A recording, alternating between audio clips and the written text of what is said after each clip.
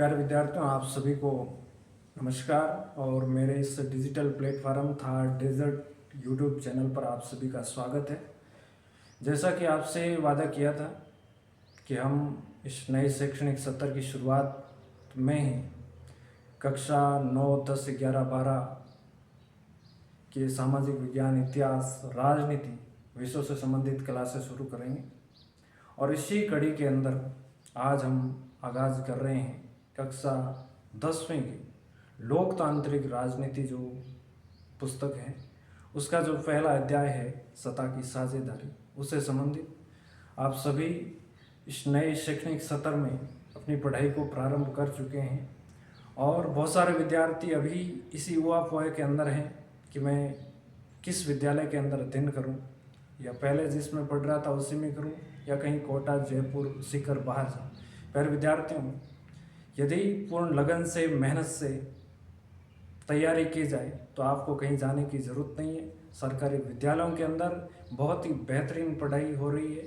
आप उस पढ़ाई को अपने मनन से, निरंतर मेहनत से आगे बढ़ते रहिए। और तो चलिए आज हम शुरू करते हैं सत्ता की साझेदारी, जो लोकतांत्रिक राजनीति है उसका पहला अध्याय है, सत्ता की साझेदारी। तो उसमें सबसे पहले हम ये जानेंगे कि सत्ता शब्द का अर्थ क्या है। सत्ता का मतलब होता है शक्ति प्लस वेदता जिसके अंदर निहित होती है, उसके पास में सत्ता होती है। सत्ता की साझेदारी मतलब पावर शेयरिंग, जिसके पास में शक्ति है उस शक्ति को मिलजुल करके प्रयोग करना ही सत्ता की साझेदारी है। सामान्यतः इसमें शासन के जो विभिन्न अंग हैं, कार्यपालिका है, न्यायपालिका है और विधायिका है, इनमें आपस में मिलजुल करके सत्ता की साझेदारी का सम्मिलित रूप से प्रयोग करना। इस अध्याय के अंदर हमें दो देशों का उदाहरण मिलेगा, एक तो बेल्जियम का और दूसरा श्रीलंका का, कि वहाँ विभिन्न समूहों में सत्ता की साझेदारी जो प्रारंभ हुई थी उसको किस तरीके से हल किया गया था। बेल्जियम जो यूरोप महाद्वीप का देश है उसका उदाहरण मिलेगा, दूसरा श्रीलंका का उदाहरण मिलेगा। यदि विभिन्न समूहों को सम्मिलित नहीं करें, केवल बहुसंख्यक जो लोग हैं अपनी इच्छाओं को अल्पसंख्यकों पर थोपा नहीं जा सकता। इसका हम इस पाठ के अंदर बेहतरीन उदाहरण देखेंगे। और मैंने इस पाठ से संबंधित जो कुछ नोट्स है वो मैं लेकर आया हूँ आपको सरलता रूप से पढ़ाने के लिए। तो चलिए शुरू करते हैं। बेल्जियम, सबसे पहले हम बेल्जियम एक परिचय के रूप में पढ़ेंगे। जो बेल्जियम जो देश है वो यूरोप महाद्वीप का एक देश है। यूरोप महाद्वीप जो सामान्यतः पश्चिमी सभ्यता के नाम से जाना जाता है, जो विकसित महाद्वीप है, और उसी का एक देश है बेल्जियम। बेल्जियम की राजधानी ब्रुसेल्स है। बेल्जियम की राजधानी है वो ब्रुसेल्स है, जहाँ पर अमेरिका और उसके मित्र देशों का संगठन जिसका नाम है NATO, NATO, North Atlantic Treaty Organisation, उसका मुख्यालय, इसकी स्थापना 1949 के अंदर होती है। तो बेल्जियम की जो सीमाएं हैं वो किन किन देशों से लगती है, यानी उसके पड़ोसी देश कौन से हैं, तो फ्रांस, लक्समबर्ग, नीदरलैंड और जर्मनी, ये बेल्जियम के पड़ोसी देश। और इसका जो क्षेत्रफल है वो हमारे हरियाणा राज्य के लगभग समान है या उससे थोड़ा सा कम है। और बेल्जियम की जो जनसंख्या है यानी उसकी आबादी कितनी है, तो इसका भी उदाहरण पाठ्य पुस्तक में हरियाणा का दिया हुआ है कि हरियाणा की आबादी से लगभग आधी आबादी। अब तो हरियाणा की आबादी लगभग 3 करोड़ से ज़्यादा है और बेल्जियम की आबादी 1 करोड़ और 17 लाख है।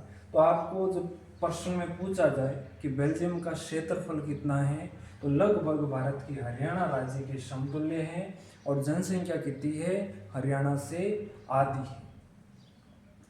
अब आता है कि बेल्जियम का उदाहरण क्यों दिया जाता है। बेल्जियम की जातीय बनावट यानी सत्ता में सभी लोगों की भागीदारी, सभी समूहों की भागीदारी होनी बहुत ज़रूरी है। इसी कड़ी में हम बेल्जियम की जो जातीय बनावट है उसके बारे में अध्ययन करेंगे।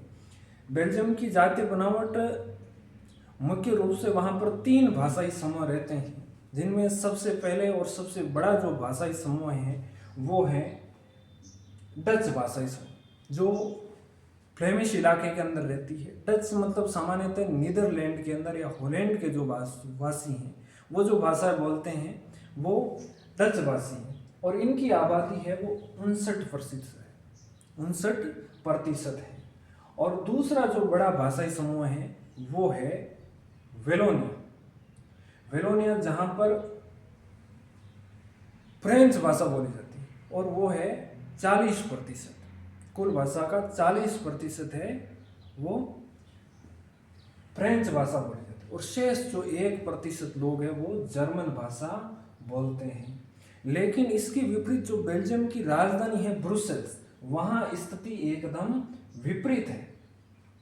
यहाँ जो लोग हैं वो 80% फ्रेंच भाषा बोलते हैं और 20% डच भाषा बोलते हैं। यानी फ्रेंच भाषा बोलने वाले लोगों का प्रतिशत डच भाषा बोलने वाले लोगों की तुलना में बहुत ज़्यादा है। आगे हम इसको मानचित्र के माध्यम से देखेंगे कि ये जो बेल्जियम का मानचित्र है, और इसमें ये जो लाल रंग की पट्टी के अंदर दृश्य दिखाया हुआ है ये है फ्रेंच भाषी लोग, और ये है डच भाषी लोग, और ये जो पट्टी वाला दृश्य 1% लोग जर्मन भाषा बोलते हैं। अब यहाँ जो तनाव हुआ, यानी यहाँ जो टकराव हुआ डच भाषी और फ्रेंच भाषी लोगों में, उस टकराव के क्या कारण थे। प्रश्न पूछा जाए कि डच भाषी लोगों और फ्रेंच भाषी लोगों में मुख्यतः टकराव के क्या कारण थे, तो उसमें पहला कारण आता है आर्थिक असमानता। जब असमानता होगी तब टकराव निश्चित है। समानता में टकराव नहीं होता, टकराव हमेशा होता है असमानता। फ्रेंच भाषी लोग संख्या में कम थे, यानी कितने प्रतिशत, बेल्जियम में मात्र 40% थे, पर वो आर्थिक दृष्टि से डच भाषी लोगों की तुलना में ज़्यादा मजबूत थे, ताकतवर थे। इसलिए डच भाषी लोग फ्रेंच भाषी लोगों से ईर्ष्या करने लगे, घृणा करने लगे। दूसरा जो कारण है वो है शिक्षा और विकास। डच भाषी लोगों को आर्थिक विकास और शिक्षा का लाभ बहुत बाद में मिला, जिससे उनमें फ्रेंच भाषी लोगों के प्रति नाराजगी थी। और तीसरा जो कारण आता है, ये जो असमानता थी धीरे धीरे बढ़ने लगी, और ये असमानता बढ़ करके 1950 और 60 के दशकों में, यानी भारत की आज़ादी के कुछ समय पश्चात आपस में बड़े टकराव का रूप लेने लगी। इसी स्थिति के अंदर बेल्जियम ने बाद में किस तरीके से इस स्थिति को सुलझाया वो हम आगे बढ़ेंगे। हम दूसरा उदाहरण लेते हैं श्रीलंका का, जो भारत का एक द्वीपीय पड़ोसी देश है, भारत के दक्षिण दिशा में हिंद महासागर के, जिसकी राजधानी कोलंबो है। तो श्रीलंका की जनसंख्या है वो 2 करोड़ से अधिक है। यहाँ भी भाषाई और धार्मिक विविधता है। श्रीलंका की आबादी में 74% लोग, श्रीलंका की आबादी में 74% लोग हैं वो सिंहली भाषा बोलते हैं, और 18% लोग तमिल भाषा बोलते हैं, और 7% लोग हैं वो ईसाई हैं। अब श्रीलंका के जो तमिल है उनमें भी 2 रूप हैं, एक तो हिंदुस्तानी तमिल, दूसरे श्रीलंकाई तमिल। हिंदुस्तानी तमिल और श्रीलंकाई तमिल, तो इनमें सिंहलियों और तमिलों के बीच में आपस में टकराव है वो बढ़ने लगा। सिंहलियों की संख्या ज़्यादा थी, इसलिए वो अपनी इच्छा अनुसार कानून बना रहे थे, और तमिलों पर लगातार एक के बाद एक कानून थोपे जा रहे थे। तमिलों की इच्छाओं के विरुद्ध उनके जो प्राकृतिक अधिकार थे उनका हनन हो रहा था, ऐसा तमिलों को लग रहा था। इसी बात को लेकर के आपस में धीरे धीरे वे टकराव में बढ़ता है। जातीय विविधता में देखेंगे हम, तमिलों को 2 समूह में विभाजित किया गया, एक तो श्रीलंकाई मूल के तमिल और दूसरे हिंदुस्तानी तमिल। हिंदुस्तानी तमिल यानी हिंदुस्तान से, जो मुख्यतः तमिलनाडु राज्य से श्रीलंका के अंदर जो बागान थे उनमें औपनिवेशिक शासन के दौरान इनको वहाँ पर ले जाया गया, यानी अंग्रेजी राज के दौरान। बहुसंख्यकवाद, बहुसंख्यक का मतलब है जो संख्या में अधिक है। श्रीलंका 1948 के अंदर आज़ाद हुआ। भारत आज़ाद हुआ 1947 में, उसकी ठीक एक वर्ष बाद यानी फरवरी 1948 में श्रीलंका आज़ाद होता है। 1956 में श्रीलंका की जो राजभाषा है यानी सरकारी भाषा है, कार्यालयों में काम ली जाने वाली भाषा है, वो भाषा सिंहली को बनाया गया। कब बनाया गया? 1956 में सिंहली को राजभाषा बनाया गया, ये आपको याद रखना है।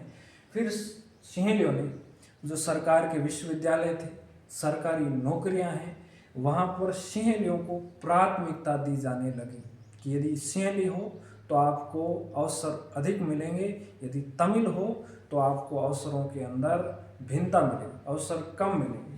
तो सरकारी नौकरियों में और विश्वविद्यालयों में सिंहलियों को प्राथमिकता दी गई। साथ ही साथ अब धर्म के मामले में भी भेदभाव किया जाने लगा। सिंहली जो मुख्यतः बौद्ध धर्म को संरक्षण दे रहे थे, सिंहलियों ने बौद्ध धर्म को बढ़ावा देने की नीति पर काम करना शुरू किया। इससे भी तमिलों में सिंहलियों के प्रति एक तरह से घृणा का भाव पैदा होने लगा। अब जो तमिलों की मुख्य मांगें क्या थी, क्या काम था इन तमिलों की मुख्य मांगें क्या थी?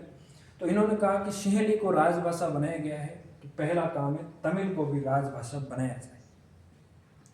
कामकाज की सरकारी जो कामकाज की भाषा है वो तमिल भी बननी चाहिए। दूसरा उन्होंने कहा हमें क्षेत्रीय स्वायत्ता मिलनी चाहिए। क्षेत्रीय स्वायत्ता का मतलब जहाँ तमिलों का निवास स्थान है उसको एक अलग प्रांत का दर्जा मिलना चाहिए, वहाँ इन तमिलों की यानी हमारी सरकार होनी चाहिए। हमें शिक्षा के क्षेत्र में, सामाजिक क्षेत्र में पूर्णतः आज़ादी मिलनी चाहिए। और शिक्षा और रोजगार में जो तमिलों के साथ में भेदभाव किया जा रहा है उस भेदभाव को भी बंद किया जाना चाहिए, यानी रोजगार के अवसरों में समानता मिलनी चाहिए। यदि श्रीलंका आज़ाद हो चुका है, लोकतंत्र है, अब श्रीलंका में ये अल्पसंख्यक और बहुसंख्यकवाद के नाम से अंतर या भेदभाव नहीं होना चाहिए। फिर उन्होंने मांग करी कि उत्तर पूर्वी जो श्रीलंका है वहाँ एक स्वतंत्र तमिल ईलम यानी सरकार का गठन होना चाहिए जो तमिलों की हिमायती हो, तमिलों की वाजिब मांगों को उठाने वाली हो। अब ये दो उदाहरण हमने देखे हैं। फिर आता है कि बेल्जियम ने जो भाषाई विवाद था उसको किस तरीके से शांतिपूर्ण तरीके से हल किया। इसका आपको मिलेगा कि बेल्जियम मॉडल क्या था, बेल्जियम ने किस तरीके से इस भाषाई विवाद को निपटान किया था। तो बेल्जियम ने अपने देश की भाषाई और सांस्कृतिक जो विविधता थी उसको संभालने के लिए 1970 से 1993 के बीच बेल्जियम का जो संविधान है, संघात्मक जहाँ व्यवस्था है, उसमें 4 संविधान संशोधन किए इन 23 वर्षों के दौरान। तो उन 4 संशोधनों में क्या बातें हुई थी, मुख्य रूप से क्या प्रावधान थे, ऐसा भी पूछा जा सकता है। तो ये एक प्रश्न है। ये जो प्रावधान है कि केंद्र सरकार जो संघीय सरकार है वहाँ समानता होनी चाहिए। केंद्र सरकार में डच भाषा बोलने वाले और फ्रेंच भाषा बोलने वाले दोनों मंत्रियों की संख्या समान रहेगी और कोई भी कानून तभी पारित होगा जब दोनों समुदायों के, दोनों भाषाई समुदायों के सांसदों का बहुमत उसके पक्ष के अंदर होना चाहिए। यानी आपकी जनसंख्या इसमें मैटर नहीं करेगी कि आप कितने प्रतिशत हो, 59% हो या 40% हो, यह काम नहीं करेगा। काम ये करेगा कि दोनों भाषाई समूह के मंत्रियों की संख्या बराबर होगी और कोई भी कानून तभी पास होगा जब दोनों भाषाई समूह के सांसदों का बहुमत उनके साथ में हो। दूसरा संविधान संशोधन यह था कि शक्तियों का विकेंद्रीकरण यानी बंटवारा किया गया, शक्तियों को बांटा गया। केंद्र सरकार की जो कई शक्तियां थी क्षेत्रीय सरकारों जैसे फ्लेमिश और वेलोनिया क्षेत्र को सौंप दी गई। अब क्षेत्रीय सरकारें केंद्र सरकार के अधीन हो गई, यानी एक तरह से शक्तियों को बांटा गया था। ताकत संघ सरकारों को से कम करके प्रांतीय सरकारों को दी गई थी। अब बेल्जियम की जो राजधानी है ब्रुसेल्स, वहाँ भाषाई समूह में फ्रेंच ज़्यादा थे और डच कम थे। लेकिन यहाँ पर भी एक अलग सरकार बनाई जिसमें दोनों समुदायों के मंत्रियों की संख्या बराबर रहेगी। यानी यहाँ भी एक तरह से उचित हल निकाला गया। और अगला है कि सामुदायिक सरकार, केंद्र और राज्य सरकारों के अलावा तीसरे स्तर की एक सामुदायिक सरकार बनेगी। इसका चुनाव एक ही भाषा बोलने वाले लोग करते हैं और इसके पास सांस्कृतिक, शैक्षिक, भाषाई मामलों पर निर्णय लेने का अधिकार है। जिस तरह भारत में ही त्रिस्तरीय सरकारें होती है, उसी तरह बेल्जियम में भी इस स्तर की सरकार बनाई गई थी। यानी जनसमूह एक ही है और सरकारों के 3 रूप हैं: केंद्र सरकार, राज्य सरकार और ये सामुदायिक सरकार। अब श्रीलंका स्थिति को सही ढंग से संभाल नहीं पाया था, जिसके कारण वहां पर टकराव हुए ज्यादा बढ़ गया था।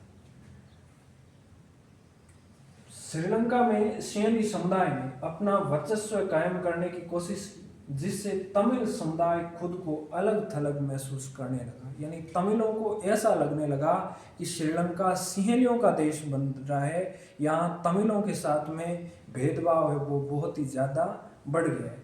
इसलिए उन्होंने अपनी मांगे मनवाने के लिए वैध उपायों के साथ साथ अवैध उपायों को भी सहारा लेना शुरू कर दिया था।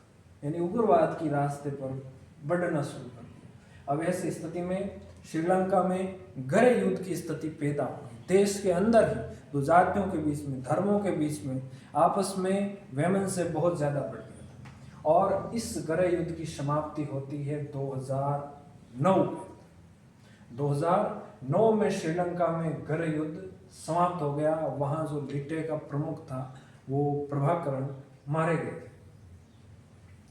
अब इससे निष्कर्ष क्या निकलता है दोनों मॉडलों का अध्ययन करने के बाद में, कि बेल्जियम का जो मॉडल ये सिखाता है कि सत्ता की साझेदारी के जरिए भाषाई और क्षेत्रीय अंतरों को समान देकर देश की एकता को बनाए रखा जा सकता है, जबकि श्रीलंका का उदाहरण दिखाता है कि बहुसंख्यकवाद गृह युद्ध का कारण बन सकता है। यदि हम सभी समूहों को समानता के साथ में उनकी वाजिब मांगों को हक दिया जाए तो देश के अंदर चाहे कितनी भी विविधता हो उसको एक साथ में संजोया जा सकता है। भारत इसका अद्वितीय उदाहरण है कि भारत में जितनी विविधता है उतनी शायद ही किसी देश के अंदर है, फिर भी भारत अखंड है, मजबूत है। ये हमारे संविधान निर्माताओं की एक विशिष्ट पहचान थी कि उन्होंने विविधता के होते हुए भी एकता की एक अद्भुत मिसाल कायम करी थी। अब सत्ता की साझेदारी क्यों जरूरी बन जाती है, क्यों जरूरी है सत्ता की साझेदारी? इसमें ये उदाहरण दिए गए हैं कि यदि टकराव को कम करना है विभिन्न समुदायों के बीच में, यदि जो विभिन्न कारणों को लेकर के, धर्म को लेकर के, जाति को लेकर के, क्षेत्र को लेकर के यदि टकराव बढ़ रहा है तो उस टकराव का हल है कि उनकी बातों को सुना जाए, उनकी बातों को हल निकाला जाए। तो ये है कि विभिन्न सामाजिक समूह में आपसी टकराव की संभावना को कम करता है। दूसरा कारण कि राजनीतिक स्थिरता, देश की जो राजनीतिक स्थिरता है, सरकारों का जो बदलने का ट्रेंड है, उसको यदि कम करना है तो वो सभी लोगों की, सभी समूहों की भागीदारी होना बेहद जरूरी है। और सबसे जो महत्वपूर्ण कारण कि सत्ता की साझेदारी, विभिन्न समूहों को, विभिन्न जातियों, विभिन्न धर्मों के लोगों को सत्ता के अंदर हिस्सेदारी देना, ये लोकतंत्र की आत्मा है, लोकतंत्र की एक मजबूत पहचान है, लोकतंत्र का अस्तित्व है। अब सत्ता की साझेदारी के रूप यानी प्रकार किस तरीके से होते हैं, तो सत्ता की साझेदारी के हमें प्रकार मिलते हैं। पहला आता है सत्ता का क्षितिज वितरण। क्षितिज वितरण का मतलब है समांतर, जिसमें शासन के विभिन्न अंगों के मध्य सत्ता का बंटवारा होता है और उनमें ज्यादा अंतर नहीं होता। इसमें आता है कार्यपालिका, न्यायपालिका, विधायिका। इनमें सभी आपस में एक दूसरे से जुड़े हुए होते हैं और इनके बीच में गहरा अंतर संबंध होता है, ऊपर नीचे की स्थिति नहीं होती है। इसमें 3 अंग आते हैं। विधायिका, जिसको हम सामान्यतः संसद या विधानमंडल के नाम से जानते हैं। इसका काम आपको पता है कि नए नए कानून बनाना, पुराने कानून में संशोधन करना, ये विधायिका। और कार्यपालिका, जिसमें प्रधानमंत्री, मंत्रिपरिषद, राष्ट्रपति ये होते हैं जो मुख्य रूप से कानूनों को लागू करवाने की जिम्मेदारी कार्यपालिका के पास में होती है। और तीसरा जो अंग आता है न्यायपालिका, यानी सर्वोच्च न्यायालय, उच्च न्यायालय, जिला न्यायालय, ये इन कानूनों को व्याख्या करने की काम करते हैं। तीनों एक दूसरे से गहरे रूप से जुड़े हुए हैं और इस व्यवस्था को नियंत्रण और संतुलन की व्यवस्था कहते हैं, कि जिसमें न्यायपालिका की नियुक्ति कार्यपालिका करती है। यानी न्यायपालिका के जो न्यायाधीश होते हैं, जज होते हैं, चाहे वो सुप्रीम कोर्ट के चाहे हाई कोर्ट के, उनकी नियुक्ति कॉलेजियम व्यवस्था के तहत कार्यपालिका में, जिसमें राष्ट्रपति, प्रधानमंत्री, विपक्ष के नेता ये होते हैं, ये इनकी नियुक्ति करते हैं। तो लेकिन न्यायपालिका, कार्यपालिका विधायिका द्वारा बनाए गए कानूनों पर अंकुश रखती हैं। इसे चेक एंड बैलेंस की व्यवस्था कहते हैं, नियंत्रण और संतुलन की व्यवस्था। यदि कोई कानून असंवैधानिक लगता है तो न्यायपालिका उस कानून को रद्द कर सकती है। तो सभी एक दूसरे से जुड़े हुए हैं। आगे आता है सत्ता का ऊर्ध्वाधर वितरण, यानी ऊपर से नीचे व्यवस्था। एक सरकार ऊपर होती है जिसको हम केंद्र सरकार कहते हैं, जो सामान्यतः जैसे भारत में केंद्र सरकार नई दिल्ली के अंदर जो पूरे देश की सरकार होती है, जिसका दूसरा नाम संघीय सरकार भी है। और दूसरी होती है राज्य सरकार, जो प्रांतों के लिए होती है, प्रत्येक राज्य में अलग अलग होती है।